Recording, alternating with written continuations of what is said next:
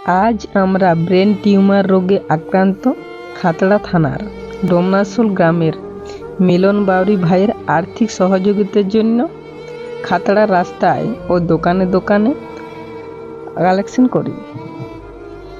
আমাদের সাথে ছিল বন্ধু অমৃত, রাহুল ও মিলনের বন্ধু ও দাদা ভাইরা। আমাদের 10,000 টাকা কালেকশন হয়েছিল। সেই কালেকশন করা টাকা মিলনের দাদার হাতে তুলে দিলাম। তো বন্ধুরা, আমাদের এই মিলন ভাইয়ের অপারেশনের জন্য যে টাকার প্রয়োজন তার তুলনায় এই টাকা কিছুই না।